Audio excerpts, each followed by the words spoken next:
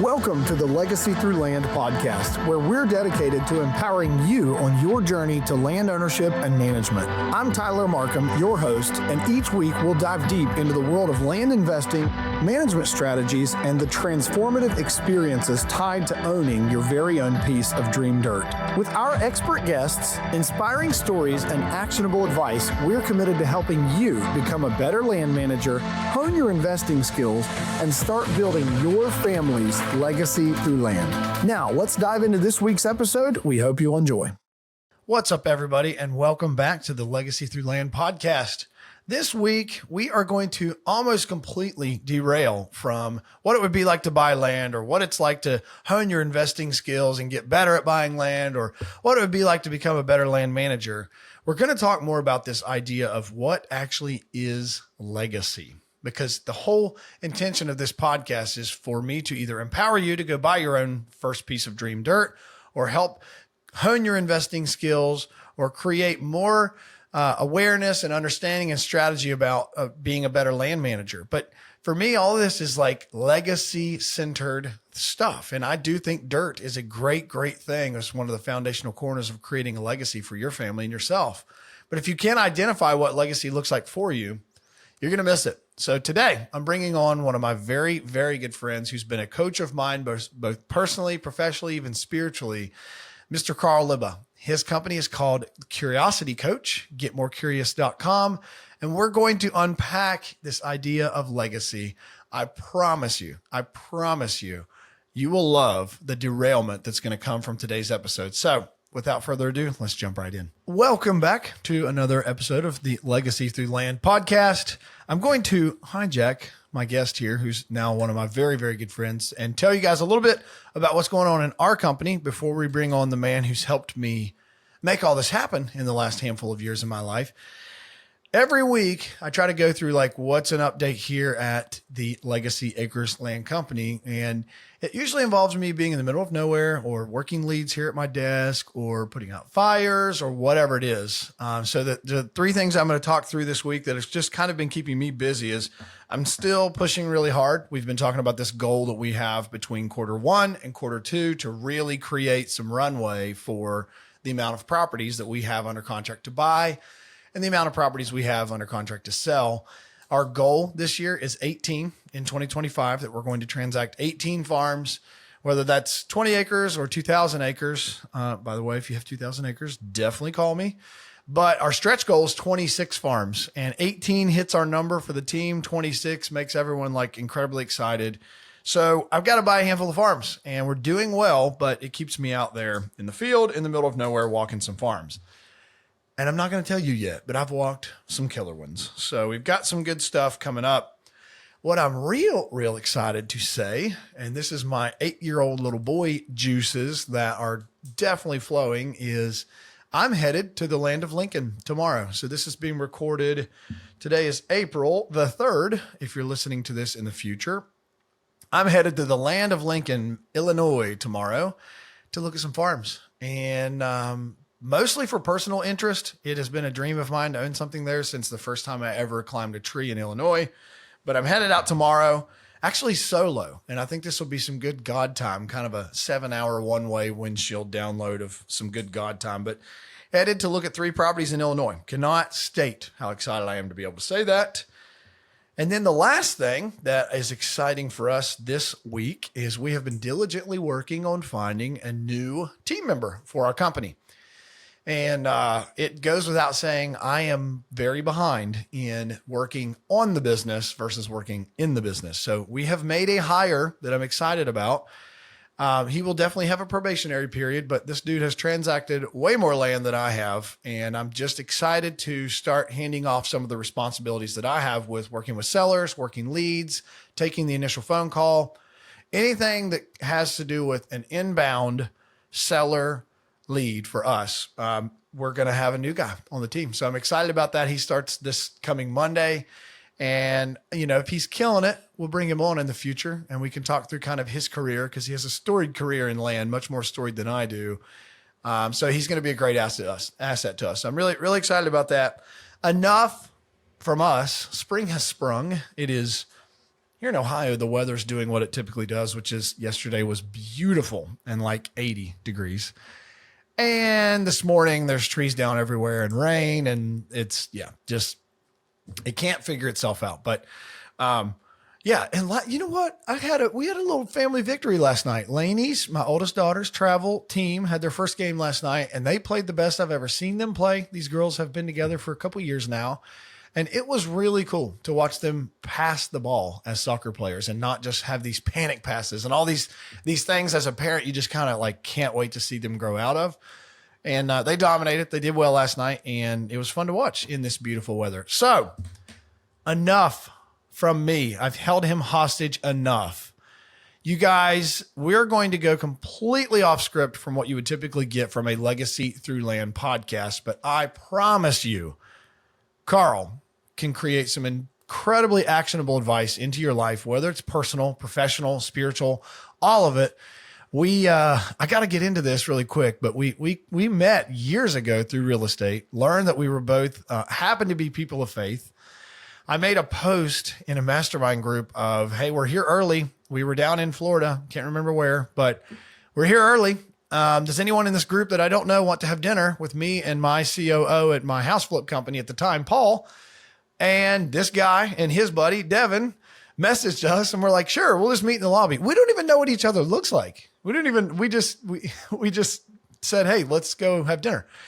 And that has turned into like literally easily. And I'm going to try not to cry today, but Carl's been so helpful to me. It's turned into one of the most fruitful and beneficial relationships I've ever had in my life. So without further fluffiness, the man, the myth, the legend of curiosity, Mr. Carl Lubbe. How are you? Hey, man. I'm doing so well. Thank you for that warm, fuzzy trip down memory lane. Yeah, it was very funny. I mean, you offered food. I'm South African. Of course, I'm going to show up and let's be friends. And so, yeah, I distinctly remember Devin, we're sharing a hotel room in our early stages of developing the company. And he gotten this message on, some sort of group thing inside the mastermind. It's like, oh, these two dudes want to go have dinner. We're like, yeah, let's go do that. And then we're sitting across from each other, sharing life stories, figuring out, oh, that's also a person of faith. And you've got a young family. I've got a young family. We're just figuring it out. And so I was forever grateful for your extroversion in that moment. Yeah, for sure. I want to bring Devin on too. He's fun. Devin is my real estate house flipper, wholesaler ninja in Charlotte. Is that correct? Charlotte is home technically. So that's right. Yeah, Devin and Carl have some stuff going on in the real estate world as well. But I don't know if you even remember this. We found out that like Carl and I had both played in music, and in the faith circuit of music, we had some like incredibly close mutual friends. It was so funny how in a restaurant somewhere in Florida, we're talking about dudes that I went on tour with in Georgia many moons ago that he happens to know well. So shout out to the old High Flight Society boys. If you happen to listen to this, I love you guys. Yeah. Speaking of music stuff, didn't I just see you went to an Amber Lynn concert? I did. I still feel alive. It was the best thing that has happened to me in the last 30 days. Yeah, dude. So good. This is not a joke for any of you listening. He brought it up. So we're going there. If it's not in my will, I will update it after this podcast. But I have always said, if I would die early, if I die late, they're probably not going to be around. But if I would die early in life, I demand, number one, I'm cremated. I don't want to spend money on the other stuff, but I want my, whatever the thing's called, the urn of ashes. It's a weird word. Mm-hmm. I want it taped up good, but I want that thing to be crowd served across the crowd at an Amber Lynn concert that I will pay for. Mm-hmm. They will be there. And, I kind of thought, man, that's a fleeting hope. Like 3 or 4 years ago, like all these bands that I loved are kind of dying out. And guess what? They're all back. They're back. Yeah. They're back. So yeah, it was awesome. We saw them in July in West Virginia with Under Oath and Hawthorne Heights and all these emo bands that if you didn't know I was emo, those of you listening to this, I was. Have the lip ring hole to prove it. And Amber Lynn's my favorite. Honestly, like clear as can be now, they are my favorite band of all time. That's awesome. A quick brief plug for some new friends of mine, Johnny Grimes and Ben Jackson. They own a place called Workplay in Birmingham, and they put on, I think, the country's largest metal fest is called Furnace Fest. in Birmingham every year. And I'm pretty sure Amberlin and Under Oath and all those guys are playing this year. So you should go check it out. I will be there. Yeah. Give me the date. I'm going. You know what, man? We are sidebarring. I am sorry, guests. This is going to be fun though. But I'm doing an RV trip in June. Let's think about when this is, because if it's then, I'm going through Birmingham literally on the trip. That's awesome. So, all right, we promise we won't sidebar too much. Here's what I can tell you for sure, and I want Carl to just jump right into who in the world is Carl, other than like easily one of the most interesting people I know, and that is not fluff. If he's not humble and he actually talks about his past and his present, he is easily way cooler than me, way cooler than me. But I want to just tell you guys, there's way more to legacy and what we talk about in this podcast of creating legacy, and how obviously I'm passionate about creating legacy through land. There is just way more to creating legacy. And Carl and I talked about this before we started recording, because legacy is subjective. That word is subjective. Like, you get to build what a legacy looks like to you. And just because I say, or I may unintentionally deposit to a listener or viewer my view of legacy, it goes right into like, what is success? What is it? And it's so subjective. And Carl has really, really helped me find peace with like how to find it, how to build it, and how to name it. Like, there's so much to unpack here, but we're not going to talk about how to cut trees, or we're not going to talk about how to buy land. What we're going to talk about today, and this is going to be off script, but he and I can do it, is like, what does legacy actually look like? Like from your perspective, Carl, if you want to just start from the top of how did you get into what you do? How do you help people? And then let's just go down some memory lane roads and talk through what legacy actually is to create. Yeah, man. Thanks for setting up such a important and necessary theme like legacy. And it's interesting. Tyler and I joke all the time that I talk in bumper stickers. And I think legacy is determined by the adjective that's most important to you. And when I say that, what I mean is, whatever adjective you ascribe to or describe yourself with first or most predominantly tells me the most about the legacy you think is important. So if it's land ownership, okay, well, then maybe is being seen as a landowner, is that the most important thing? Is it being a really good neighbor? Is it, civic duty? Is it being a really good parent? Is it being a good sibling? Is it being a really good person? Like, these adjectives tell us a lot about the legacy that's important to us. And my work is very much concerned with legacy. My work is with business owners, executives, C-suites, founders, entrepreneurs, in the space of going, how do you create a company worth coming to? How do you create a culture where people will go, hold on, I've got to give 40 hours a week somewhere to survive. And in the US now, it's probably more like 50 or 60 hours, or both partners are working.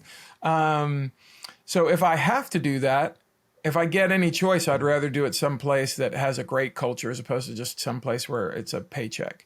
And so I'm in the business of helping people get curious about how could we create a culture that's better, that's transcendent, that has a legacy of people who've come to it for the last 3 months or the last 35 years and gone, I really enjoy being here. This is a company where I'm happy to come to work, because we're in the business of training people how to people.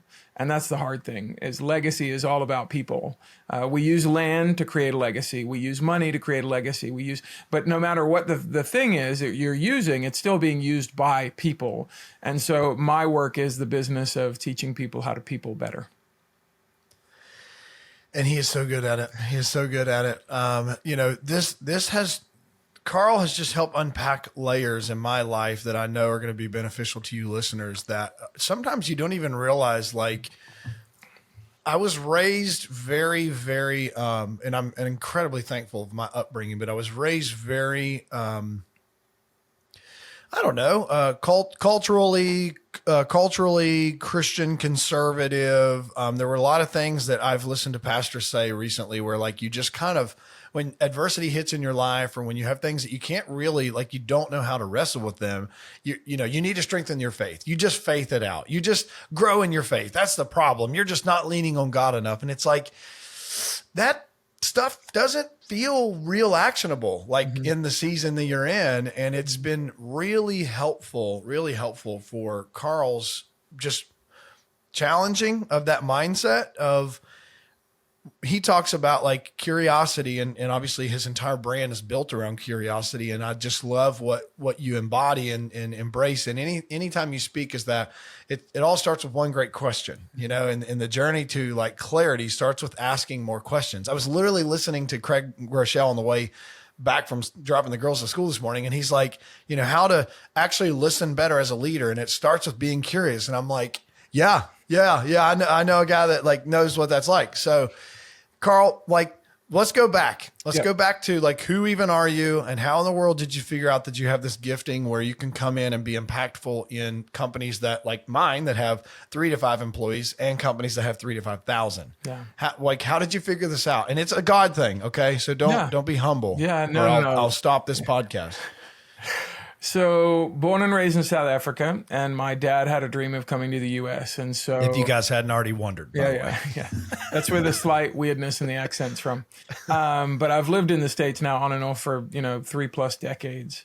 And so when we arrive in the States, I'm 8 years old. I've got identical twin brothers who are 6 years old at the time. It's me, my mom and dad, and then my grandmother, who is bipolar, my mom's mom. And we came to the States with 2 suitcases and $100 and an African gray parrot. Like that's what we come here with. So it's already a weird thing.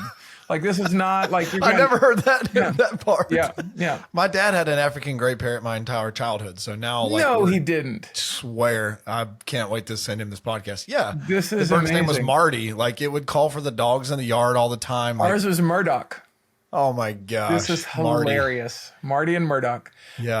Marty is, they're beautiful birds, by the way. So where we lived in Central Africa before we came here, you could like literally just pick them up for $5 at a flea market, where they cost, thousands and thousands of dollars. It was thousands back when, this is 20 years ago at least. I mean, we literally had 4 or 5 in the house with us where we lived in Zaire, and my dad picked one and he was like, well, we're going to figure out how to get this one here.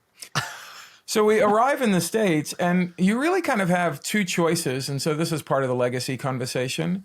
In all conversations, you can either decide to be curious, or you can decide to fake it until you make it.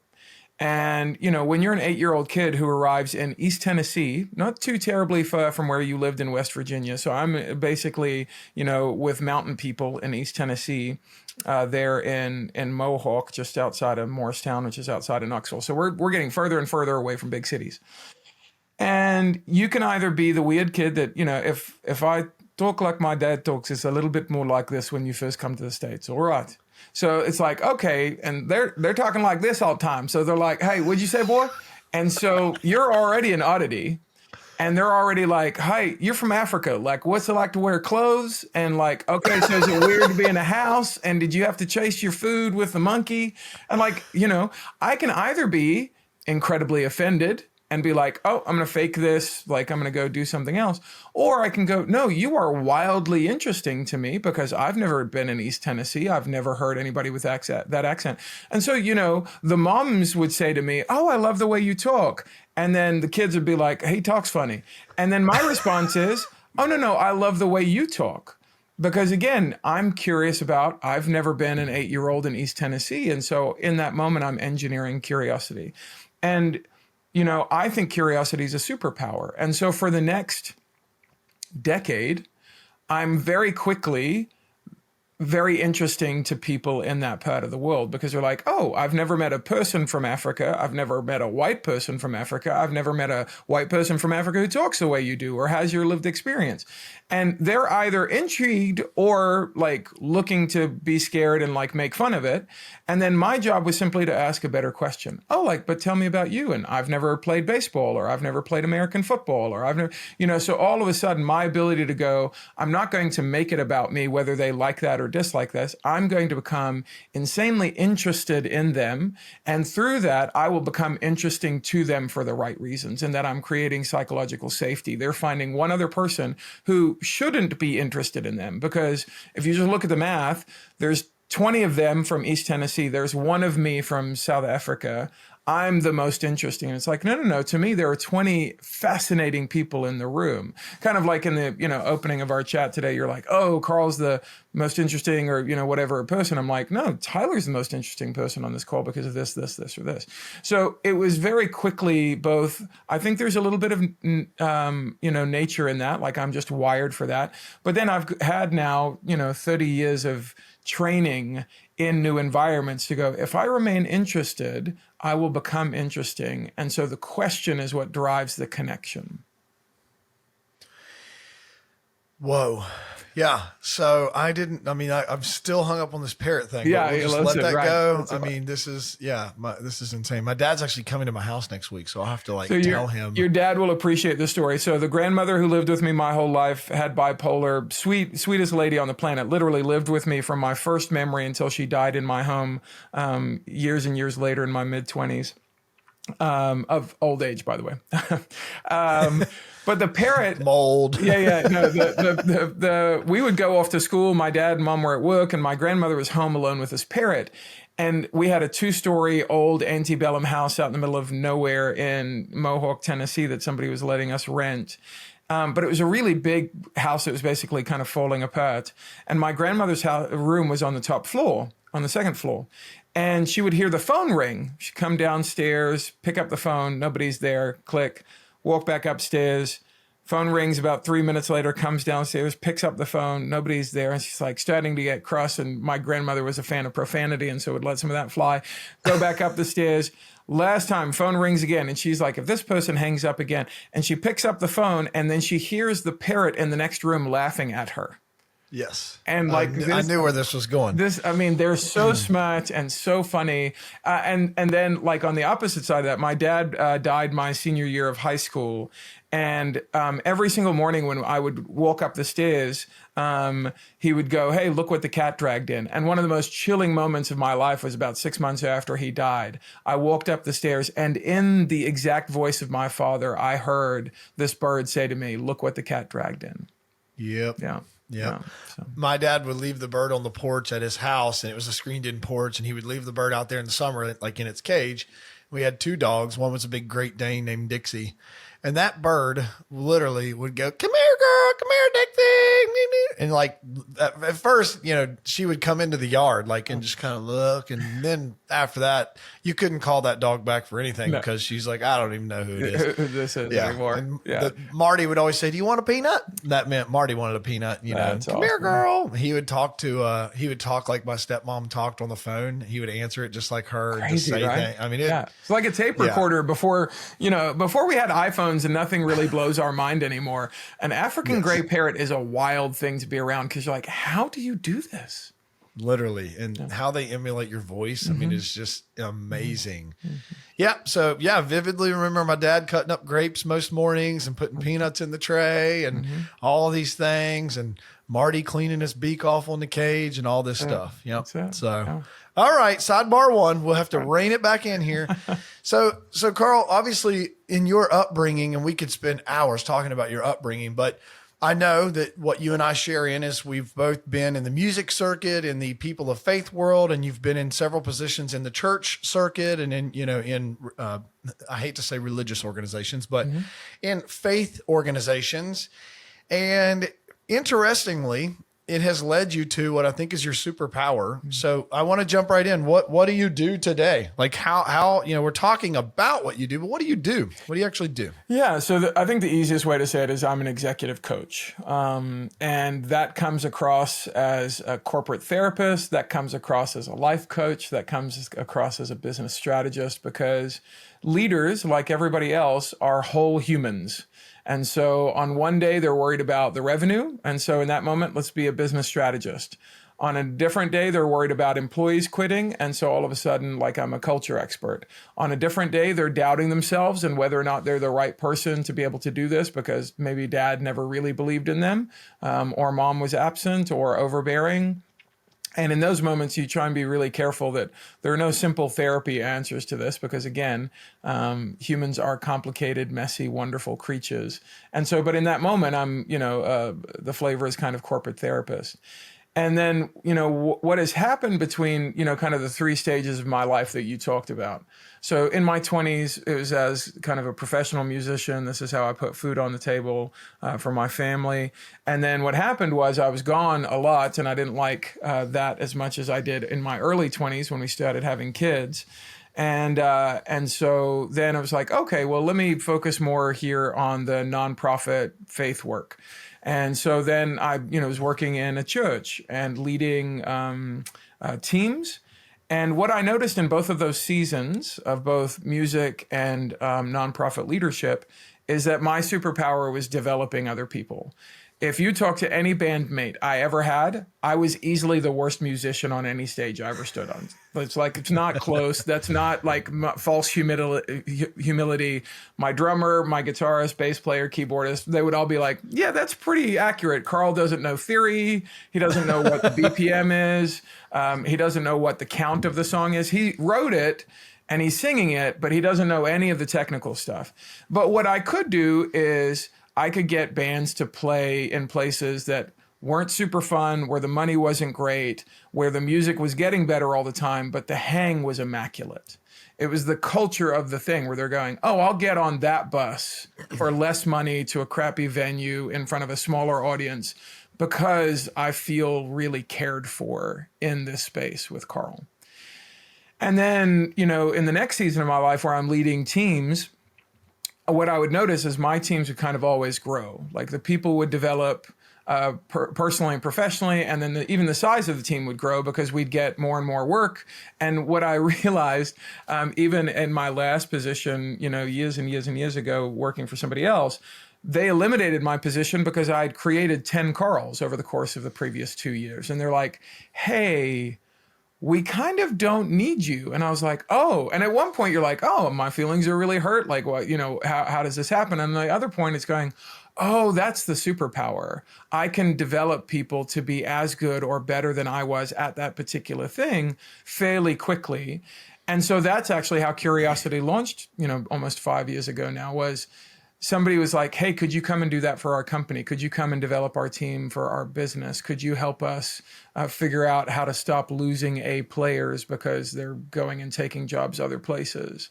And so over the course of the first year, we created all of this, IP, our intellectual property around how do you do this? How do you create better culture? How do you develop humans to lead really well and to be led really well? And it was all, like you said earlier, around this concept of asking a better question, because I've been in and around corporate leadership for 20 years now. And I've sat in dozens of trainings that were not worth anybody's time. And the problem with me is I don't have a particularly long attention span. Much like Tyler, I'm an 8-year-old. Like, you need to engage me, you need to make it interesting, and then it needs to feel like I can use it in the next 3 minutes. Like, don't try and give me a philosophy and then go, well, if you learn all of our weird language and you do our thing for 6 months and you'll crush and we'll prove it. It's like, I could do anything for 6 months and start to crush. I need something in the next 6 minutes. And so all of our IP was literally developed with this idea of, is it interesting? Is it fun? Is it instantly applicable? And so, like, even, Tyler and I's, first conversations were as much about Molly and the kids and his own interior mindset as it was about his employees at his company. And it's going, no. If you do this one thing, it will affect all of those things tomorrow at 2:00. Like, we can make these really quick adjustments by asking this new question or using this framework, because that's what was important and interesting to me. And so I wanted to give that to other people. So I think that's how I got here. And your website, which we'll plug this again at the end, is getmorecurious.com. As simple as that. We were shocked as anybody else is that it was still available. And so, yeah, that's been our tagline for a long time as a culture, is we just want to get more curious, because we think all the best things are on the other side of a great question. And it is. And it is true. And I made Carl a great deal when I sold him that domain. I kind of knew that was coming. So I was able to get in there and get that bought up. You sold it at a steal, because I think we got it for like $10. I mean, it wasn't even contested. It was just there. I had $1 in it, so it was still a great deal for me. Look at 10x your profit. Love it. A little Grant Cardoning here. Yeah, we'll have to cut that out for the sake of being copyrighted, I would think. That's But right. anyway. Yeah. Well, listen, he's too busy with him and Gary right now. He's not coming after you or Wrecker or whatever his name is. I mean, we're getting tens of views on this podcast so far, so it's probably going to be on the radar for sure. That's right. Carl, there's so much to unpack here, and I was taking notes while you're talking because honestly, the idea of unpacking some of my journey, if you want to use that as the runway to conversation, there are things that daily my team and my team that Carl has also helped me hire. We could unpack that even if you want. I've got easily one of my favorite hires, and yes, I'm playing favorites here, but Hannah has been with me in the last 2.5 years. I'm bad with time, but has navigated so much with me in my company and in my career. And just, she has navigated with grace so much. And Carl was literally like the leader and the coach through all of that to kind of normalize the chaos for me, calm the storm, kind of just even voice, like, I remember there was days that he was like, dude, it's no wonder you're mad today. Like you're going through whiplash. And it was like wording that you're like, I've never heard of that in the way that it was used, but it's so applicable and it's so correct. Like it is so correct of like that some days, I realize now, having worked with you for 2+ years, some days it's, if you would just look at the factors of, like, for me, how much did you sleep? That's one of them. How much did you sleep last night? How hungry are you right now? How much work did you put on yourself right now? How long have you been sitting? All of these things. And it's like, oh yeah, all that's a factor. I slept 5 hours and I've been at my computer for 6 hours and I haven't eaten in those times. And it's no wonder I'm mad. And you're not allowed, you're not allowed to make a decision in that moment. Like I've learned and really just learned, hey, never make a decision in your company or in your life or in anything when you're tired and hungry and irritable. Never. But Carl, I want to start, I want to open up the juices here because there is so many, he's got a good friend, Jeff, that kind of coined this term. It's hard to say without a mouthful here. But it's my brother, Justin, actually, who came up with it. Yeah. Oh, I thought, okay, so maybe Jeff just hijacked it. But we all of us that closely know Carl, we call them our colloquialisms. So as hard to say as it is to do, colloquialism. Yeah, literally daily, like Hannah and I and people that I have on my staff, all of our team, like it's common terms now that we're like, well, let's have a Carlism here for a second. We got to feel this first, guys, before we can fix it. And everyone just kind of like knows these things. And we're joking, we're having fun with it, but I can promise you, and I won't cry because I'm on like a really high spirit today. Carl's helped me navigate like easily some of the darkest times of my life, darkest times of my personal journey, darkest times of my professional journey. And I truly, like, if you're listening to this, I wouldn't call Carl a therapist. I would think Carl would not, a personal therapist. I don't know that Carl will call himself that, but he absolutely is a actionalist, if that's a word, where he can just create clarity for you of what to do when you don't know what to do. And I'm sure that's a book title. But I was taking notes while you were talking. Something I think that's worth jumping into is my journey. If we want to use this as a runway for you guys to experience some of the colloquialisms. I'm only saying that would be the last time I say it. Some of the Carlisms. I literally wrote down the 4 corners exercise. I think is it the 3 steps to an idea? Do I have that right? There's 6 steps to an idea, 3 parts of leadership. Okay. So see, he has all these coolisms. We're going to break some of these down and like how these have been actionable in our business, how they could be actionable in yours, and not just business. I want to make sure I'm careful here. These are actionable in your family. They're actionable in your own journey. They're actionable as you being an employee. These are all actionable things. But I want to back up. So Carl and I met when I was a house flipper, and I had a great team of people I loved, and we were doing a lot of house flip work. And what I know about me is I love a real full room in the business. I love, like, if anyone knows me, I like to hang. I like to have me some people. And I had some really good people and I had some average people. And it wasn't that they were average in their work ethic. No one was lazy, but we were average in the cultural fit inside of our company. We were average in the results we were getting. We were average in our cultural discipline and like for me as the leader of like driving an actual clear direction. We were average and giving clarity to the team. We were just average in everything. So Carl comes in, like my white flag is up. I don't even know, Carl, if we talked about this at dinner or when we talked about this. I even think it was like weeks later that he was like, yeah, like I can help with that. And I was like, okay, what does that even mean? Like, I didn't know that he would be able to do this. The dinner capacity that we had first connected on was that he was kind of a partner with his guy, Devin. And, I thought Carl was a real estate guy. And then we just keep unpacking these layers of like, no, Carl, like actually sees right into my soul and it's kind of uncomfortable and I don't like it, but I'm drawn to it. So I'm going to have this guy fly in and see more into my soul and into my company's soul and all these things. So we start, we start down a road, Carl. I'm really bad I have excellent short-term memory loss, which I like about me. Maybe that's why God wired me that way. But would you say that 2.5 years ago when we started working together that I was in a weird place? Yeah, this is the part where I want everybody to give themselves a ton of grace. Every human's at a weird place all the time because life is weird. It's especially in the 21st. Here we go, everybody. Just listen. Here we go. In the 21st century, you're being asked to do more than any other human that's ever lived on the planet. By the time my 9-year-old is 10, she will have ingested more data than any human who lived more than 100 years ago. By the time she's 10, no other human, Socrates, did not ingest as much data as that 10-year-old little girl did.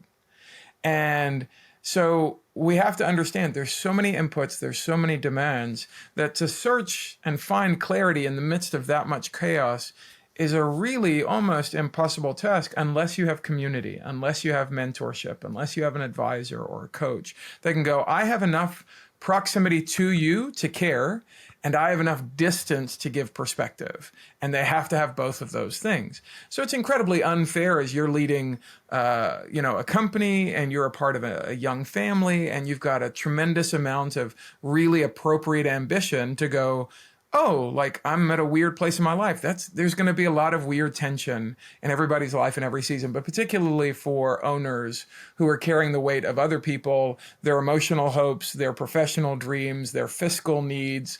There's a lot of pressure to put on one person, especially in their 20s and 30s.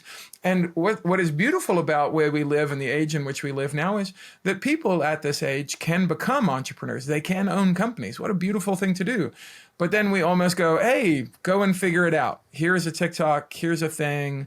There's no person close to them to help them dig through the mess inside their own mind, their own heart, and inside the books of the business. And so what I experienced with you when I first came up to West Virginia was really not even a lack of desire from the team to do well, a lack of ambition or, ability on your part. You were just in an area that had gone, hey, this product that we've offered this market may have seen the end of its days. And how do we transition out of that? And that's incredibly scary if it's something you've been building for 5, 7, 10 years. And I remember at dinner, the question that I kind of asked, you and Molly and the girls took me to Hibachi, and then you and I were hanging out in your car afterwards. And I said, hey, I'm going to ask you a really scary question. Do you think if you get what you want, you will have still wanted that thing? Because the most dangerous thing in life is climbing the ladder on the wrong wall, is spending the next 10 years beating your head against a wall. And by the way, listen, I think you're talented enough and stubborn enough to get there. It's not the getting to the top of the ladder that I'm worried about. It's you getting to the top of the ladder and then going, oh no, this is not the ladder I wanted to climb. This is not the wall I wanted to scale. My wall is 2 houses over there, and I've spent all this time in the wrong house on the wrong wall.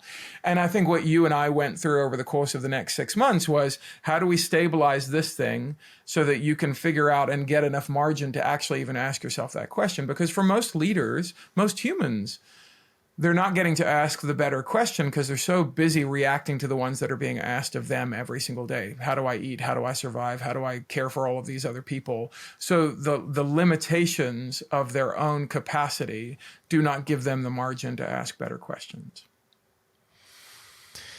Yeah, it's amazing because I had forgotten this part of our initial part of our journey, you know, and I remember this now, it's all coming in there. I don't remember you asking me the question, but I do remember saying, like, what do you see? Like, what are you seeing? You know, like there was a full day of chaos in the team meeting, full day of being with my family, all of these things like, hey, what do you see? And, that's probably where that question came from.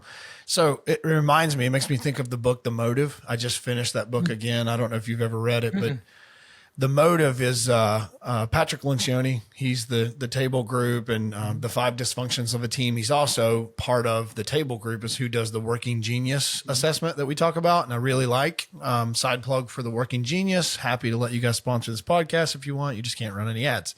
Anyways, Patrick talks about in The Motive, like, what is your motive? Like you just said, which wall are you wanting to climb? And I think in the season that I was in that Carl's talking about is, we had the biggest team I'd ever had. We had the most lofty goals we've ever had. We needed to sell, I want to say 8 to 10 houses a month, even to just break even in the company's overhead. We had expanded or had planned to expand. We maybe even had expanded to Columbus from West Virginia. And had a employee there as well, buying houses and just all this stuff and responsibility and layers. And as a owner, like often, everything was looking towards the top of the mountain for answers. And I started feeling like, I'm not sure that I like this seat. Like, I'm not sure that I like this seat and what I wanted to build, which was time, money, and options. What I wanted to create from the business, what I hoped the business would serve me in was all the lifestyle goals that I had, not the money. The money is what creates the lifestyle, but I've always been a lifestyle guy and wrestling with, like you said, have I climbed the wrong wall? Like, it's not that the asset class we worked in with flipping houses, it's not that that's bad. I'll do another podcast on why I don't think it's as good as land, but it's not that it's bad. It just, we got to a place that it was really heavy, and we were a business that had fairly high overhead, really high front of mind marketing strategies in a very small market. And we became, to me, a ginormous fish in a small pond. And the margins just weren't there for what we needed to operate in excellence. The money, it just wasn't. So if you're listening to this from West Virginia, there you go. That's kind of from the business perspective. It was a business decision that we don't have to do this kind of volume, and we don't have to chase this kind of ball every day. To create happiness. Like, what is that to me? What wall am I climbing? So Carl Which is starts really helping the me. legacy question, right? It's going, hey, if I don't answer this, my legacy is reactive as opposed to created. It's not the thing that I'm engineering. And this is also what I like about where you switch to land. And even the brand of us talking through that of, Legacy Acres, it's going, legacy through land is going, we want to proactively be in something that will last a very, very long time. And you have to be very, very intentional around, because those are the best legacies, are the ones that have high intentionality as opposed to high reactivity. Yeah, I lived in reactivity. So when Carl came in, I was in a reactivity chamber. All day, every day. And for a while, I thought that was cool and exciting, and I was good at it. And like, that was my super strength, and I could just fix every fire. And pretty soon, the fire started to burn. They started to burn me. They started to burn me emotionally, physically, spiritually, all of it. And I started to feel like I was out on an island, and I had no idea how I got there, had no oars in the boat, and didn't know which way north was. So, that was, Carl literally, almost, there was days that Carl almost single-handedly was the piece of advice or information that kept me going through the day, because I can remember in this transition from us moving from West Virginia to Ohio, you have to, for the listener and the viewer here, I spent $500,000 on a building that we bought that had 3 other tenants in it. And I had built my dream office and had this all glass wall conference room, and just these, everybody had their own office. It was awesome. It was like Molly designed it. It was beautiful. We had like arguably what I think most people would say is like the dream, office. We had it. We built it. We did it. We had this big name on the outside, and it was awesome. And I literally, during the season of learning to unpack, like if I'm climbing the wrong wall and realizing that I likely was, I go from a season of not only I'm not only thinking, hey, this new office and all these things, and I'm letting go of staff, and staff are leaving me at the same time. They're kind of seeing the writing on the walls. We're starting to really have some massive transition. I move out of my own office. I start working from the basement of my house, move out of my office that we had moved into 6 months or a year prior. It was less than a year old, lease the office space to a tenant. Hannah starts working with me as an executive assistant like 2 weeks before Carl's like, yep, it's time. We're going to do this. You're pulling the plug. Like we're doing this. You're going to start to intentionally focus on how to make some transition. And he helped us navigate that with grace. And he helped not only me hire Hannah, he was instrumental in helping me hire Hannah, but helping Hannah and I work together. We worked together in person, like, I don't know, 3 weeks before I was like, hey, not only are you not going to be my executive assistant for all this house flip chaos that I have going on and all these, these fires that I've started, you're going to help me transition, and I'm likely moving, and I'm still going to keep you, and it's all going to be great, and you're going to work from home. And it was a ginormous amount of things that if you would just plug this on a piece of paper and be like, yeah, this all makes total sense, it wouldn't. It would not have made sense at all. Day by day, we got through some of that really hard stuff. And I could use like a lot of cuss words here on like, let's be Goggins or somebody on like real, motivational here, do hard stuff. But daily I was doing hard stuff, and Carl had to help me walk through the doing hard stuff. And, Carl, if any of this kind of brings up some of your teachings to mind, I'd love to just be, not only you guys hearing my journey and how he's helped. And of course, this is, an incredibly shameless self-plug for why you should work with Carl for me, but it is also like literally, I know God brought us together in the season that I was in, and to help me navigate through the seasons that I was going to go through. I literally know that. Do other things come to mind, Carl, other than like I've written these notes down about the 4 corners exercise and all these things that Carl has, that are actionable, somewhat unemotional things to talk through. Yeah. What do you remember about that season? Yeah. And it might be helpful for the, kind of people listening here. Like, do you mind if I share my screen for a second? All right. So I think what was so helpful is that you kind of went through all 7 of things that I offer inside my company. And so you getting that holistically, it wasn't just, oh, I don't know how to handle conflict with an employee. Well, that's the circle, and so we do that. Or, oh, I don't know why we're doing what we're doing around the purpose alignment tool, the Pentagon. It was that we literally went through every phase of this. So like you said, I'm sure, you and Hannah have talked about now after, almost 3 years, that these things are just a part of the culture. It's a part of the DNA and the way you guys talk. And again, it's easily understandable because my, 9 and 11-year-old can draw all 7 of these shapes, which means they can learn all 7 of these ideas because they're that simple. And so for you, it was going, well, it's not like what I want to do. Like, why does it matter? So the first thing in the Pentagon was you moving from West Virginia to Ohio because you wanted a different job that mattered in a different way. It's not that one matters more than the other. It's like, why does it matter in a way that's important to me? And then after you're like, okay, we're going to move from flipping to land. Okay, well, now what do I need to do in order to be able to do that? Well, there's the expectation management tool. And then as soon as we're setting new expectations, guess what? There's going to be natural conflict because you're like, oh, Hannah was hired to be my executive assistant, and now she's going to do operation stuff. Okay, well, how do we walk through the conflict of that? Oh, and as soon as we're setting that, well, it still doesn't make sense because you're having to clarify the language every single day. Okay, well, there's the tool for that. And then to your point, the square, as soon as we've got those expectations and we know how to have a hard conversation, we've clarified the language, well, now we have to train somebody how to do it. Well, there's these 4 steps around the square to go, where are we in training these things?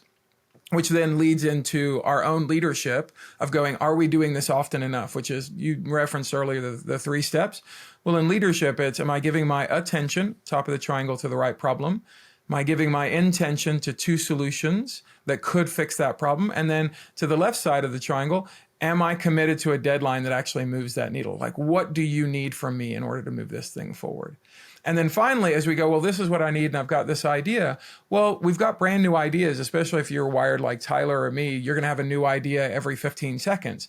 Well, we need to be able to put that at the top of the hopper so that we're not wearing out implementation people, and then implementation people aren't shooting us down. So it's making sure we don't get shot down and they don't get worn out. And so your ability to go through all 7 of these over the course of, days and then weeks and then months and then years, you can get the concept in the first day. Like, here it is. It's not complicated. I can work you through the tool in about, 3.5 minutes. But then the implementation of that thing is difficult. It's kind of like Hermosi says, like, answers are cheap, implementation is expensive. And that's the beauty, I think, of what you and I got to walk over, both in you figuring out how to transition out of West Virginia, but then really in the last, year and a half, really building legacy acres and your new life and the new business and every kind of new thing inside the spaces in Columbus there. Yep, for sure. So Carl's going to tease you guys a little bit, but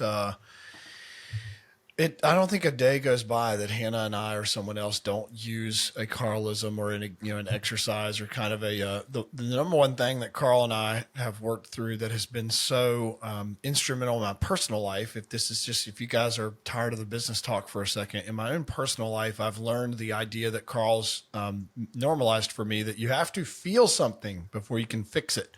You have to feel it before you can fix it.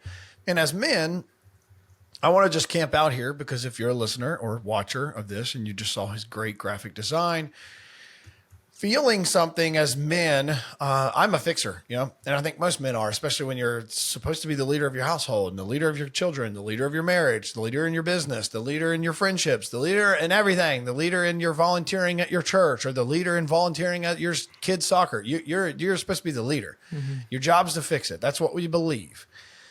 And I think that's true. Another Carlism. It's not and or, it's both and. And for me, I don't feel things quite often enough. I don't feel things nearly enough as I do try to fix things. And, it's really been helpful in my own daily journey, spiritual journey, in my own relationship with my wife. There's a lot of things where even if Molly would have a hard day or I would have a hard day, like we've agreed and adopted this mentality that sometimes you just want to be heard. You just want to feel that with someone. You just have to rest in the space to just feel it. And I remember even using this just the other day in a men's Bible study I'm part of, that one of the guys was really just sharing his heart in this really, really open, raw, just brutally honest moment. And before, like, I could see one of the guys that's like me, like about ready to like, hey, I got an idea. And it's like, you know what? Let's just sit in that for a second. Like, that's heavy. Mm-hmm. Like, and in that 10 seconds, the tone changed because it is important to feel it versus fixing it. And these are things that Carl has helped me analyze and navigate and go through these incredibly just practical exercises to almost reconstruct the way we've been, trained in our culture to analyze and process our feelings. And through these seasons, I've had to learn about feeling things way more than fixing. And, the other day we were talking about, Carl always says there needs to be a number and a deadline with something. And it's not to be clear is to be kind. Am I saying this correctly? Yep, to be clear with someone is to be kind. And is that ambiguity causes anxiety. Is that right? You got it. And the opposites of those things are important, right? To be clear is to be kind. To be unclear is to be unkind. And if anxiety creates, or ambiguity creates anxiety, then clarity creates connection. And even in that, like we are testing ourselves every day, both in business. I'm testing myself personally and how I raise my kids and how I function in my marriage. Am I being clear? Am I being clear? Am I being ambiguous? Am I setting the proper expectation? And this is just another Carlism. And Hannah will almost ask me daily, like, hey, there has to be a number and a deadline. So what's the deadline? When are we going to have the answer by? What's the number? Or what are we measuring it by? What that number and deadline is the only way to be clear on something and to be kind. And It is so amazing how life-giving this is to employees and to friends and to people that you use these type of exercises. I cannot tell you how many times people have said, that's a really great analogy. Like, that's a really actionable, easy thing to say of, let's put a number and deadline with something. Let's be clear on it so that we can be kind, because ambiguity creates the anxiety that we're seeing and feeling. So let's just unpack it. We talk about the 4 steps in our company. We literally use the ideology that Carl, it's the 4 corners of a square. Number 1 is, and I'm giving all this, Carl, but you all got to pay him, pay him in the future. Mm-hmm. Number 1 is like, you have no idea what you don't know. You can't even do it. You could watch it, but you would have no concept of what it is. So if you're at a 1, you're like, I don't know nothing about nothing. And it's very good to say, I'm at a 1. Okay. Like, that's life-giving to anyone to know it. I'm at a 1. Number 2 is like, yeah, I kind of know what I now know what I don't know. Like, and this is you do, I watch. Like, I'm now taking in the brain, the steps of what is the thing. You do it, I watch. Oh, he's going to give it to us. If you're watching on YouTube, he's going to give it to us. So it's I do, you watch. Number 1, I don't know what I didn't even know. Number 2, now I do know. I do, you help.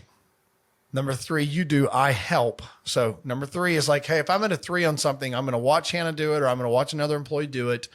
And then I'm going to give feedback if needed. And number 4 is you could train it. You intimately understand it. I'm just here to watch you do it.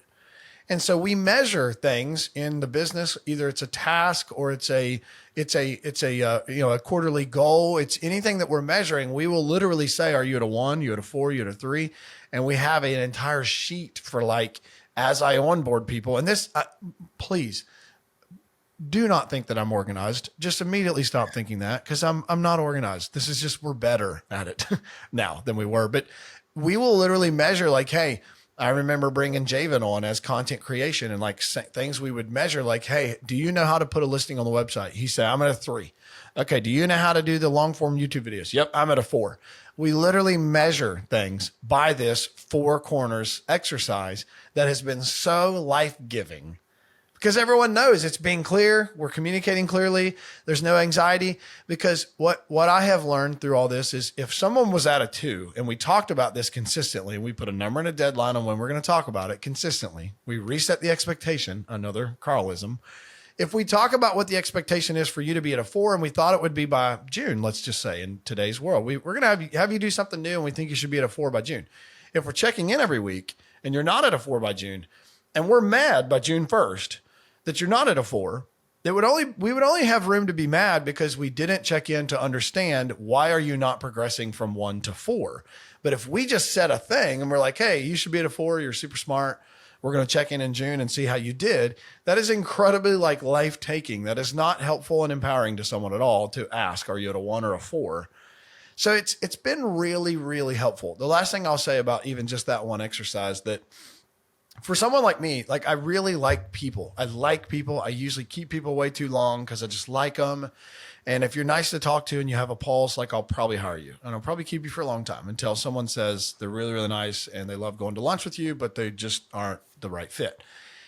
And I have a hard time seeing that because I'm just a relations person. Well, the only way to see this in clarity and not have any anxiety about, hey, it isn't the right fit, is to ask, are you at a 1 or a 4 on the things that we need you to be able to do to be able to stay in this position, or to excel at your position, or to be promoted from said position? You've got to be able to get to a 4 on these things. Mm-hmm. So when it comes to, hey, like, we just never got there, you both figure out it's not bad. It's only someone's fault if they were lazy, and that will be uncovered in these exercises. But there's no anxiety to having to have the conversation of, hey, I don't think this is the right fit, because you didn't get there by any surprise.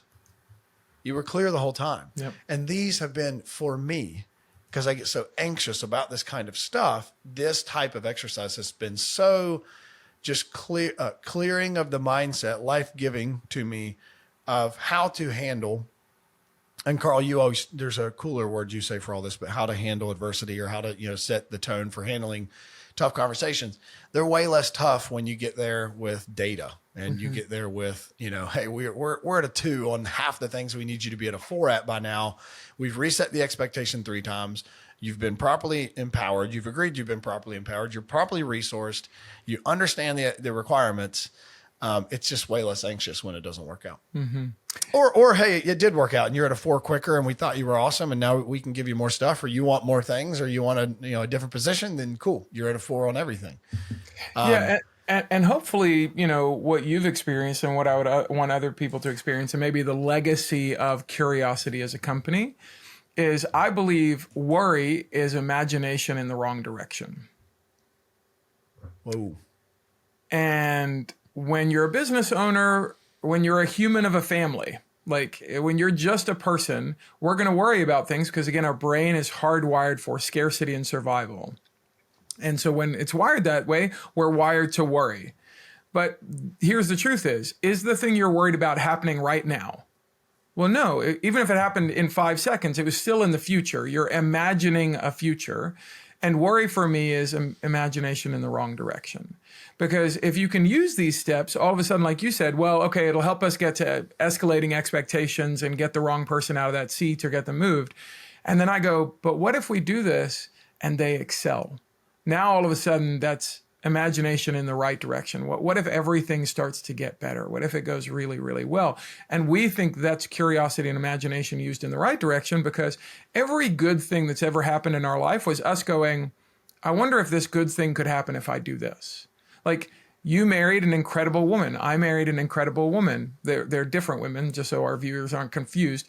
Because very different. We asked a question in the right direction. We imagined, what if they're single? I wonder if they'd go out with me. And then when we hire people, it's going, I wonder if I did all the systems and the process stuff right, if somebody like Carl helps me really organize that and make sure it's really, really clear, and I put this well-intentioned person in a really well-oiled machine, how good could this go? Oh my gosh. And the beauty of this is Hannah's a perfect example of this. When Hannah comes to you, she's going, I just want to get it right. And now 2.5 years later, Hannah is this really well-developed operations person who's going, I can think critically and create what's right, not just hope that it goes right. And what an incredible escalation in her professional development, because you go, oh, I really want to hire her and I like her, but if we can put the right structure in place, the right culture in place that will serve Hannah, imagine how good this could get. Well, and she, we'll have to bring, I will bring Hannah on here sometime. She probably would rather walk into traffic, but we will see. She 100% would rather walk into traffic than be on this podcast.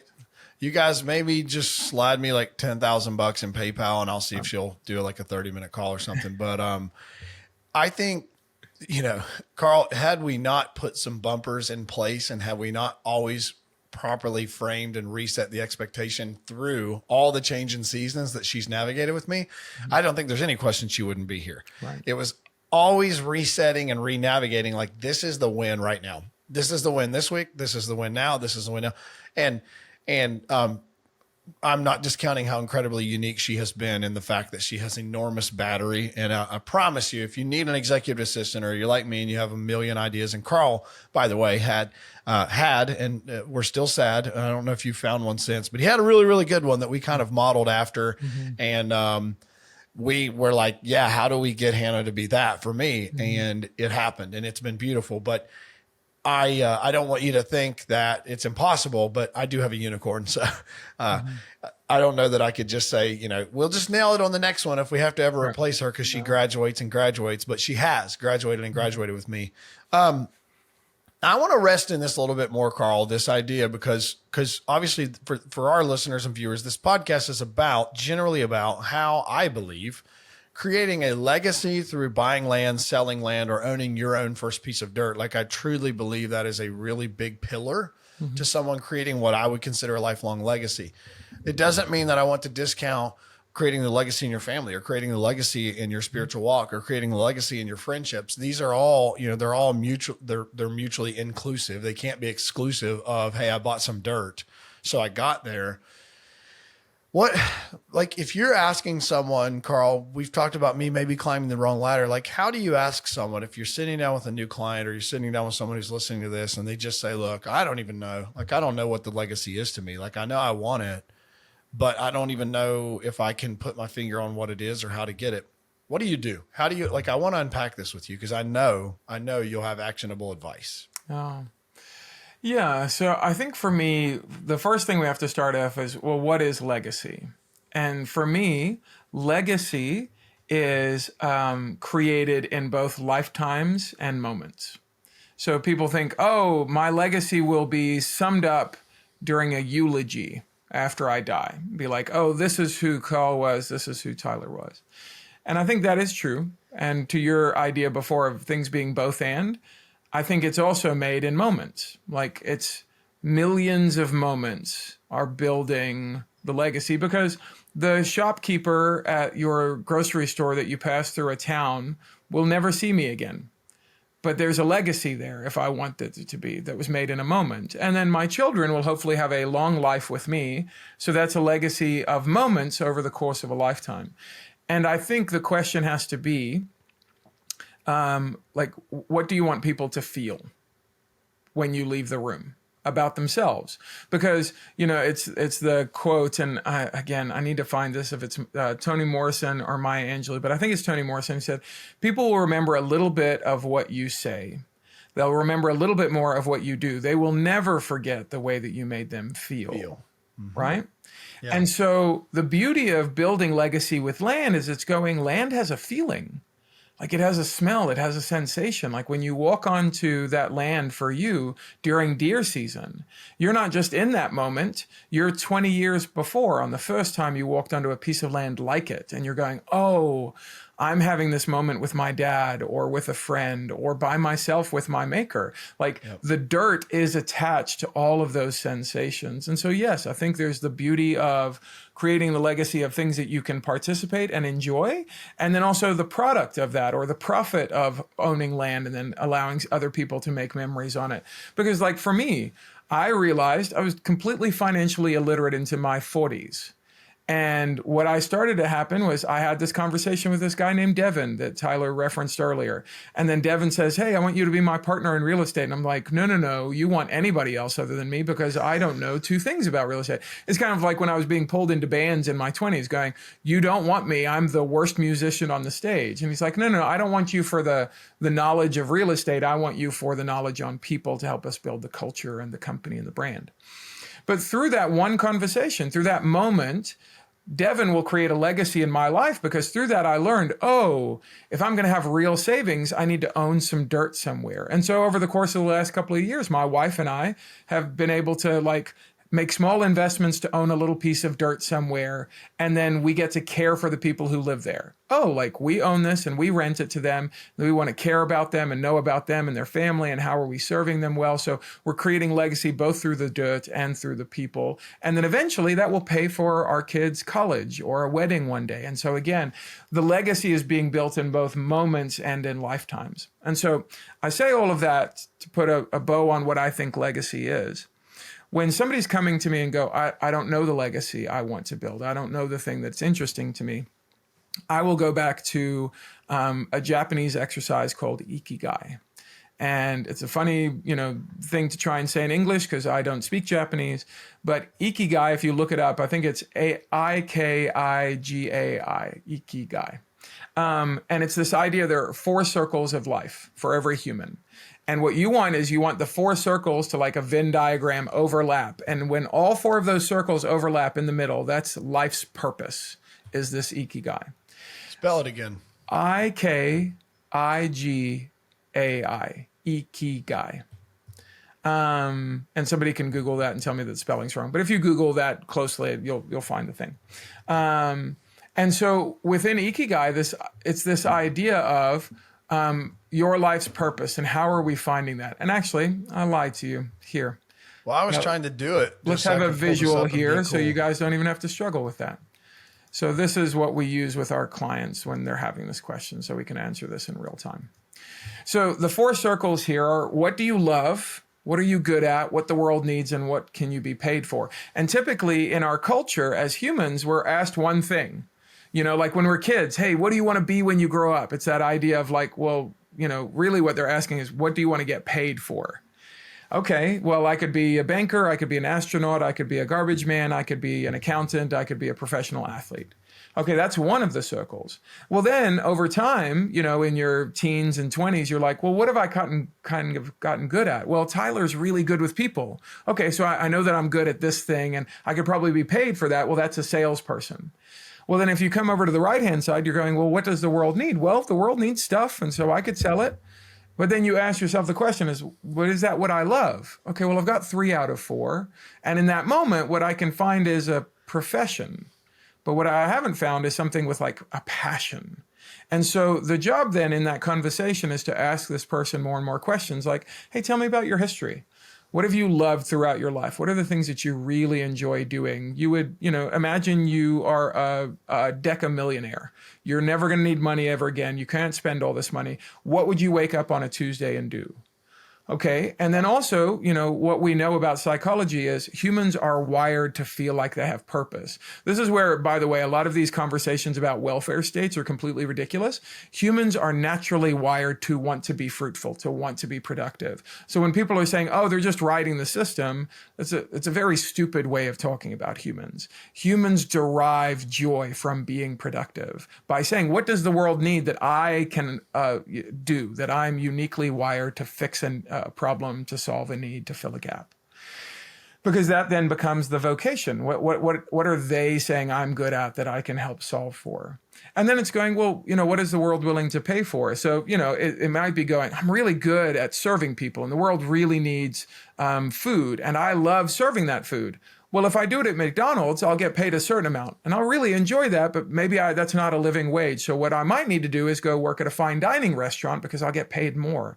Now, all of a sudden, when we're asking these questions, what do I love? What am I good at? What does the world need? And what can I be paid for? When those things intersect, now all of a sudden you have that, as the Japanese concept says, a reason for being. Because that's really what that person is asking. They're asking, hey, Carl, I'm trying to figure out, why do I exist? What is my reason for being for the next 20 years in a professional or personal capacity?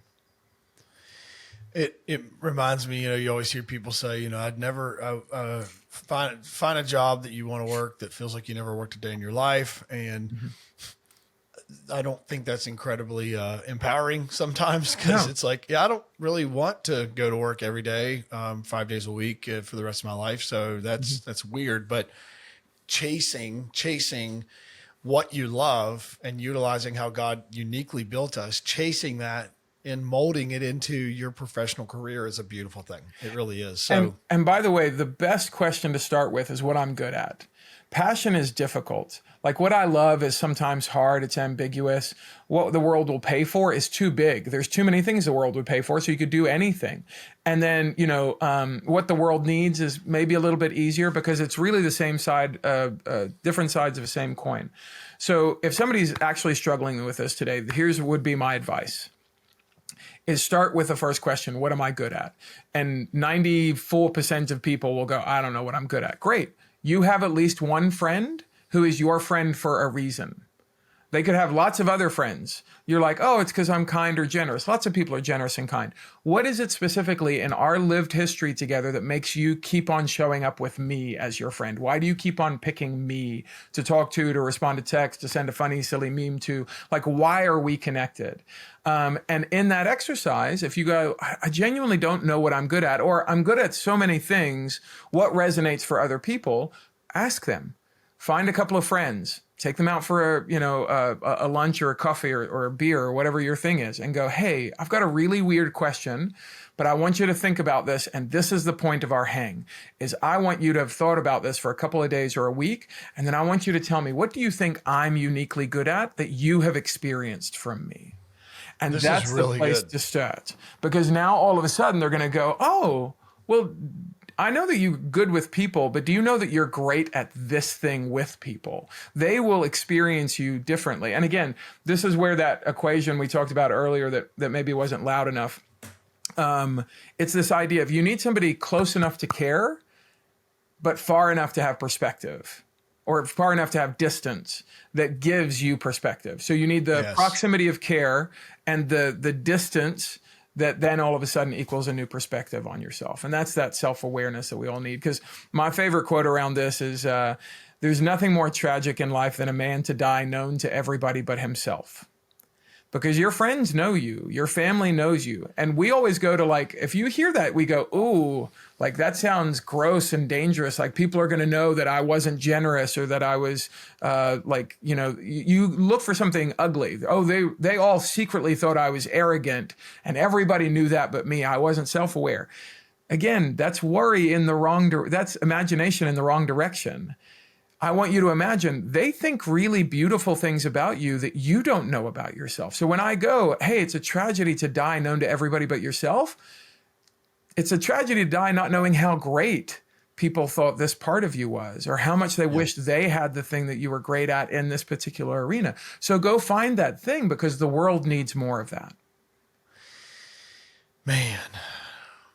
Yes. And this just reminds me of just, you know, for me, land is the most wholesome thing that I have felt closest to God in, the where I've felt the closest to just a pure joy in my life has always been centered around land. And I've seen some days where I'm on the most beautiful piece of land you could dream up in your mind in the eastern side of the United States, still feeling unfulfilled, you know, having a walk on it. And it's like, it reminds me of that I think it's Jim Carrey. That's like, you know, I hope you go get all the things you wanted, win all the accolades you wanted, make all the money you ever wanted, because you'll realize it's not it. Yeah. And it scared me. It scared me of like, this is your dream. Like you are living out your dream. A day in the office for me that day would have been walking a farm, potentially putting an offering on the farm, but just being in God's creation where I feel like most in tune with who he is to me and who I am to him. And having worry come out there with me is like, whoa, it's not simple to unpack legacy. It's not simple to unpack clarity just because you went to a space that you thought buying dirt would fix this for you. Mm-hmm. The other thing I want to say, I want to leave with this last thing, this kind of real emotion. The other day I was having a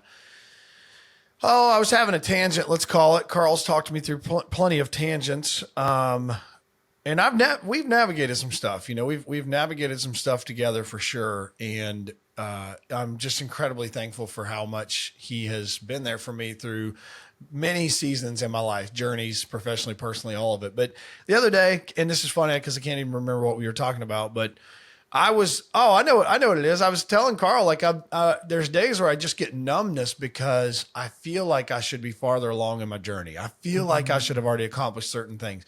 I'm sure some of you can resonate with me. I'm 36 years old now. When I was 20, I would be retiring at 40. I would be so wealthy. It wasn't even funny. I would have all this stuff. I would have all these accolades. I would just be hunting deer, being missing from September 1st to January 1st, like every year, and just being on all this land I owned and just all these things. You make it up. These are my own accolades, but you would have all yours by the time you're 40. And I was telling Carl, like, I don't feel like I've stacked enough blocks. I don't feel like I've done enough. I don't feel like I've earned enough. I don't have enough to show for my efforts. I don't have enough. And he said, we'll see. And it was like, dude, I don't know what you mean. That's not helpful. I don't know what that means. It sounds really cool. And I'm sure that you're about to hit me with this Carlism, and I'm here and I'm sitting down. But Carl, unpack this. We'll see. Like, where does this come from? This we'll see. Because what I was doing, I was trying to measure, like, have you built legacy? Like, I was trying to measure in that moment of like, what is legacy to you? What is it? And if you go ask your friends, like you just said, that's what made me think of it. Like, what is it? If you have to wait till your funeral for people to line the doorway to tell your wife how much you meant to them and how much you impacted their life and how you helped them decide things, or you empowered them to go take changes in their life, or go take a risk, or whatever it is that you'd say about me. If it takes till someone dies to tell them that, like, how do you measure what legacy you've built if no one ever tells you? So Carl, what's this we'll see? What was it? Yeah, so this comes from a Chinese proverb that I think has probably made its way around the internet now, because I think I've seen it a couple of times. And before I give the proverb of this story, I want to give the idea, the kind of the one line around this. And it's really going, how do I achieve contentment? Because it's you walking out on the land and going, hold on, why am I still worried? Why am I still spinning? Why am I still forecasting a different future? And I would say there's two really beautiful descriptions of contentment that I really like and I use for myself all the time. One of them I heard by a really funny / sometimes incredibly inappropriate comedian who is incredibly bright, which is, by the way, the marker of a great comedian. Right. I'm here Right. already. So the guy's name's Jimmy Carr. He's a British comedian, and he was on a podcast and somebody asked him about this, and he said, happiness is enjoying the passage of time. It's this moment that goes, I'm right now at 10:31 Eastern Standard Time with Tyler in Columbus and me in Atlanta. I'm enjoying this moment. I'm enjoying it clicking from the last second to this second. I'm enjoying the passage of time. And that's a real marker of contentment or happiness. I'm not thinking about the next meeting. I'm not, thinking about the last one. I'm not thinking about anything other than enjoying this moment with Tyler. Full stop. So that's one that I really love. And the other one that I think about all the time is, and this is, me coaching executives, because this is a real danger for all humans, and then especially for powerful people around a lot of money who it's never enough, right? That was the big word that resonated. It's not enough, it's not enough, it's not enough. Is true happiness is not getting what you want. It's wanting what you have. True happiness is built around not getting what you want, but wanting what you have. And so those are the two ideas around happiness and contentment that I think are summed up in this parable. And so in the idea, there's this Chinese farmer, incredibly rural, literally subsistence farmer, like what they pull out of the ground that day, they eat. And if they don't pull something out, okay, you're going hungry another day. So think, agricultural China 200 years ago. And this guy is very, very old, has a hard time doing any of the work, but he's got one son, no wife, no other kids. And they live, even in this village, they're pretty remote from the rest of the village. And one day, the little paddock where they've got this, little kind of workhorse, and he's also kind of a little older, a little broken down, the paddock door breaks and the horse runs away. So the only thing that's helping keep this little family of two alive, literally, has now escaped. So one of the villagers pays a visit and goes, oh my gosh, like you're ruined now. Like, how are you going to survive? This is awful. And he goes, oh, we'll see. And a couple of days later, the son has just left the paddock door open because there's not a horse in it. And, he's 15, 16 years old. And all of a sudden, he wakes up the next morning and in the paddock is their horse and 5 other wild stallions that have followed the horse in. And he goes and he locks the paddock real quick. And in their world, that's the equivalent of hundreds of thousands of dollars. Like, they're now instantly the wealthiest people in the village. And one of the villagers pops by and he goes, oh my gosh, what incredible fortune. You're instantly wealthy. How lucky are you? And the dad goes, well, we'll see.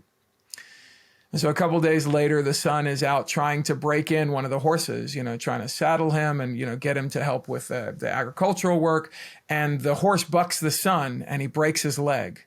And, one of the kind of village healers comes out and said, I'm sorry so much for your misfortune. And said to the son, like, what are you going to do now? You can't work the land and your son can no longer work the land. You guys are going to starve. And the dad goes, we'll see. And about a week later, the Chinese army is coming through their village, conscripting young men. They don't get a choice. You are instantly in the army now. We will take you. And they conscript every young man in the village except the farmer's son because his leg is broken. And the villagers come by and they go, oh my gosh, you're incredibly lucky. Look, you've got these horses. Your son's leg will heal. You have the only son left in the village. Aren't you incredibly lucky? And he goes, we'll see. And it's this idea that in most things in life, there's very rarely an either or. Almost all things are a both and. And if we can have this centered perspective that goes, I need to look at this moment and just have this very kind of open idea of, I'm curious about what this could mean, and I will make no assumptions of what it will mean. If you can center yourself in that space, the highs never get too high and the lows never get too low. But it's not this like, oh, I'm on medication and I never get to feel anything. That's not what I'm talking about. What I'm talking about is because I'm not so adjusted by the high or devastated by the low, I can be in this place to actually enjoy the passage of time, to actually not care about getting what I want, but wanting what I have. And this is the space of being truly content, which is the gift of being truly present. And I think that's the story of the parable. I guess we'll see. We'll see. You know, for Carl's action in that story to me is like, I take it as all of us think we should be farther along than we are. All of us think that. There's not one person, unless you're just completely not driven at all, which like you just said, even at the most poverty stricken levels, people have the drive to do better, be better, earn better, think better. And I find myself struggling not to analyze where am I sometimes. And it is true that arrival, arrival, ARRIVAL, arrival is not, if you're not on a journey, if there's a final destination. Yeah. It's a myth, by the way. It doesn't exist. Well, just like balance. Carl's also my balance guy. When people are like, I just have so much balance. Like, no, you don't. You have rhythm. You have rhythm in your life that is disguised as balance. Balance doesn't exist. We'll bring him on for that one some other time. But arrival means we've no longer engaged in a journey. We've made it to a destination. And in God, unless he calls us all home, we don't ever arrive anywhere. It's always part of a journey. And that's why measuring, and what Carl's helped me to unpack is measuring like prematurely is a complete waste of time. Wow. You just have to keep going. And so could you do differently? Sure. Could you have done better? Sure. Did the lessons you learned along the way make you better? For sure. So we'll see, we'll see. So honestly, there's a ton, obviously we could unpack together. Carl's easily one of my most influential people in my career. And he's one of my greatest friends. And he's like one of the top 5 people that when it's either really funny in my life or really sad or really big, like he's probably going to be one of the guys that gets a text. He's in my inner circle. So I don't know if that's an extreme pleasure for him or extreme. Honored to be there. Honored to be there, my friend. And unless it's making fun of Georgia because he happens to be a Georgia fan. So anyways, sidebar. No. I'd be more offended by the Manchester United digs, but you don't know anything about English Premier League football, so that's all right. I've heard of her. That's about it. No, I do. Wait, is there a player there that's on that team that I should know, or is this not Ronaldo Messi? Used to be on the team. So Ronaldo, that's what you would there know. it is. Mm-hmm. Got it. My daughters are in this Messi versus Ronaldo thing at school, like they know something about it. So. Yeah. So Carl, jumping, we're going to wrap up. I don't want to keep you guys. If you've listened this long, I really appreciate it. I think you can tell without question that Carl can really provide clarity to even some of the simplest questions that we all navigate through life, whether it's personally, professionally, even spiritually. He and I have connected incredibly deeply. And if you ever come to an event that I hope to put on soon enough, that is sort of a men's event where we're going to get outside and look inside, Carl will be there. So there's tons of people that have entered into our journey together along the way that will also be supporting acts that are some of his family and people that are equally as cool as him that help me look and feel cooler. So they're going to be there as well. But last thing, Carl, what does an ideal client look like for you? How can people connect with you? What does the ideal relationship look like for you? If a client's interested in how can they engage in being more curious with you, what's that look like?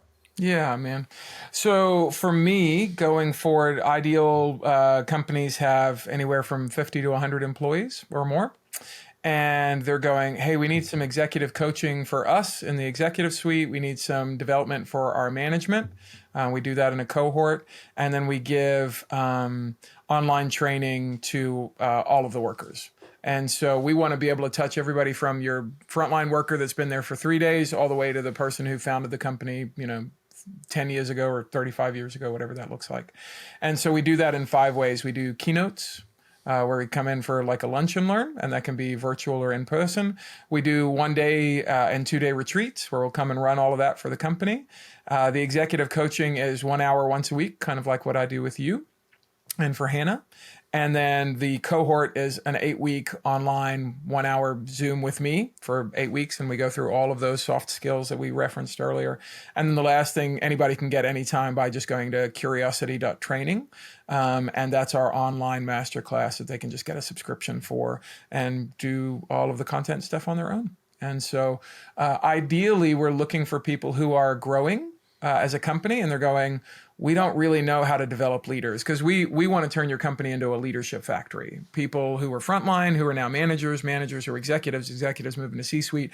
We know how to do that for you and with you. And so those are the people who, if they're, there's revenue growth and there's product growth and there's people growth and they're going, oh, all this growth is creating chaos, we can bring a lot of clarity to that chaos. And I can speak firsthand that he can. So I've had a ton of coaching in the past on process, procedure, what we would even have called like swim charts and mind maps and all these things. And they're incredibly beneficial. But I think if you don't get the cultural piece right, you don't get that curiosity piece right of how to actually set proper expectations, how to have uncomfortable conversations, how to build great leadership. You can have all the process in the world. You won't ever have people in the seat to fill it. So, the last thing I promise we'll end with this is the idea between an emotional paycheck versus a financial paycheck. And I think that's what Carl embodies incredibly well with being more curious is, and you've put it up. I don't know if you have the stat in front of you, but that there are so many more people that care about an emotional paycheck at work than they do a financial one. Obviously, we're not dismissing the fact that people need to make money, but what does creating the right culture turn into as far as an emotional paycheck that you believe, and you've shown it. I know you have a video that shows the statistics of people that feel, underwhelmed, I guess, in that avenue at work. Mm-hmm. Yeah. If people, this is the hardest thing I ever say to a company. People don't leave positions, they leave people. And so our tagline for our company is, we train people how to people.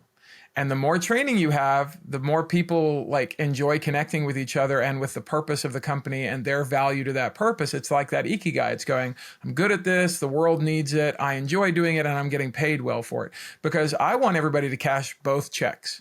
I want you to get an emotional paycheck and I want you to get a financial paycheck.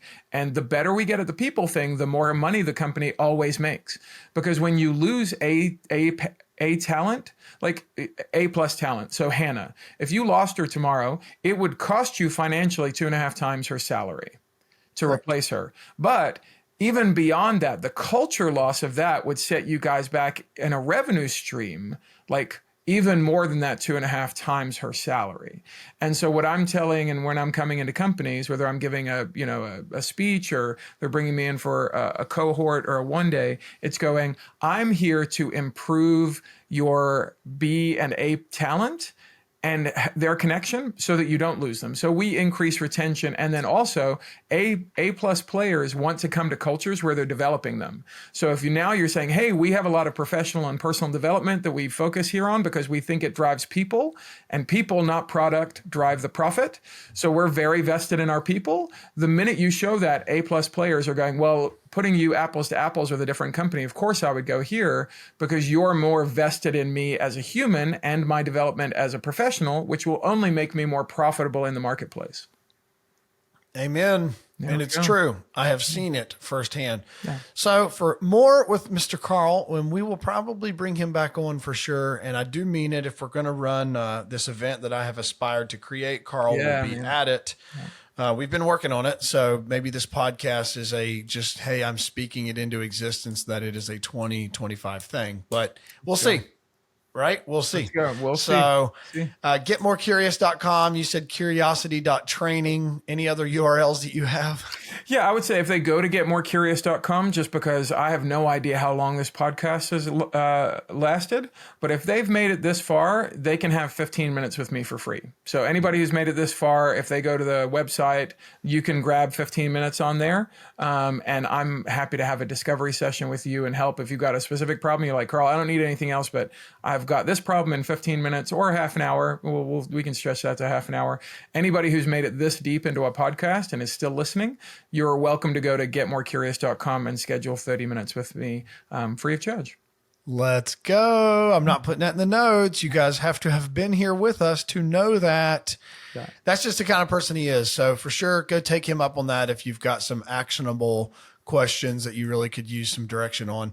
I can't thank you enough. I cannot thank you enough for being on here. I knew this would be a pleasant sidebar from how to buy and sell dirt or cut trees or kill big deer or create access or whatever else we may talk about on this podcast. I think it goes without saying that all of that is just a portion of how to create legacy in your life. And if you really can't put your finger on what legacy is, you'll miss it anyway. The dirt won't help. So I thank you very much for being on here. Can't wait to talk again. You guys, thanks for listening to this week's episode, and we'll see you on next week's. And that's going to wrap up this week's episode. If you're finding value in this content, we'd love to hear from you. It'd mean a lot if you could share with us how this podcast is helping you on your journey and let us know of any topics you'd like us to cover in the future. Be sure to connect with us on all social platforms at Legacy Acres Land Co. and subscribe to stay updated on when new episodes drop. We hope you've enjoyed this week's episode of the Legacy Through Land podcast, and we'll see you next week.